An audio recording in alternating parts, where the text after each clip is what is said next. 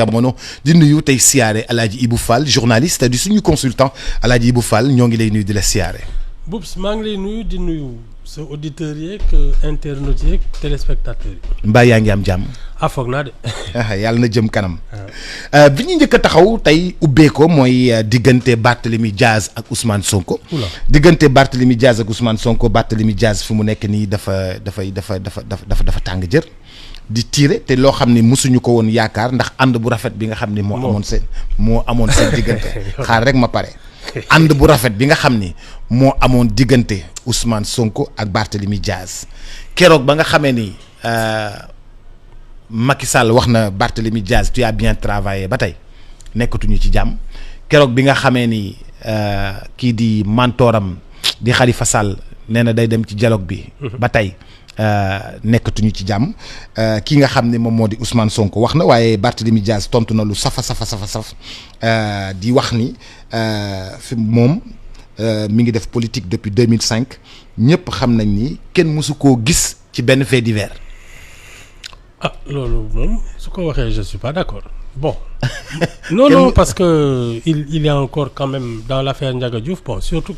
man de toute façon dans cette affaire là loolu weesul loolu paasewul kii.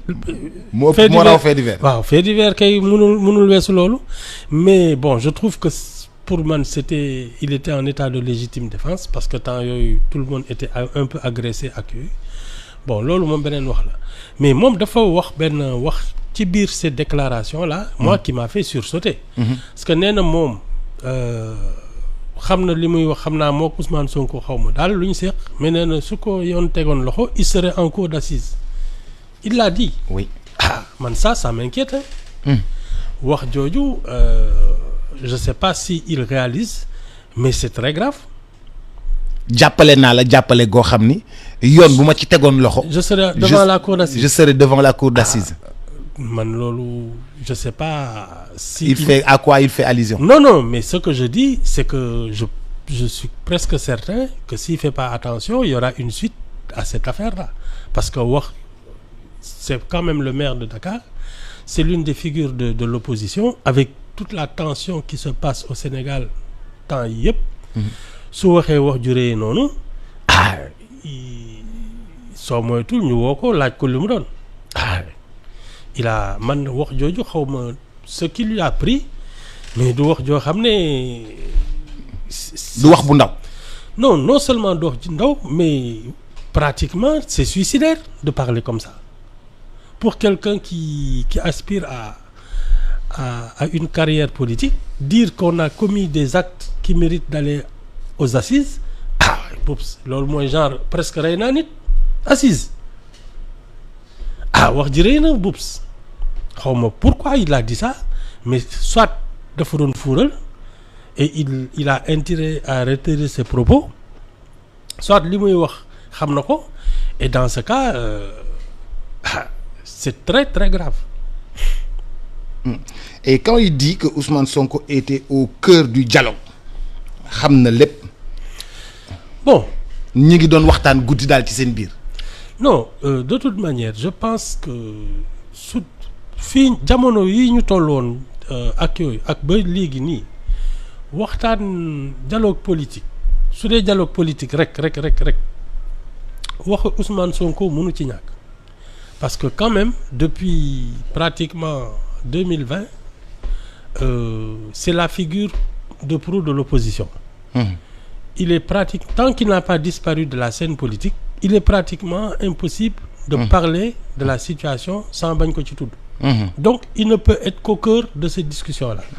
Maintenant xam nga waxtaan ak waxtaanam parce que man j'ai l'impression que Ousmane Sonko a tellement occupé l'espace médiatique et public qu'il commençait non seulement il dérangeait le pouvoir bon ça c'est le rôle d'un opposant mais il a fait tellement d'ombre même aux autres membres de l'opposition que et je le dis souvent fii xam naa ne les gens commencent à se dire mais s'il disparaissait de la scène publique on serait pas fâché parce que ça surtout qu'on va à une présidentielle les gens veulent exister et ñu ci bëri il les a empêchés d'exister. Bon là man je considère un peu qu'il est en perte de vitesse. Il y a un mythe qui s'est un peu effrité depuis sa première condamnation et puis les scènes auxquelles on a assisté là ñëw fekk ko ci otom toj ko pousse ay garde du corps am dugal ko ci kii xam nga yooyu nag da lay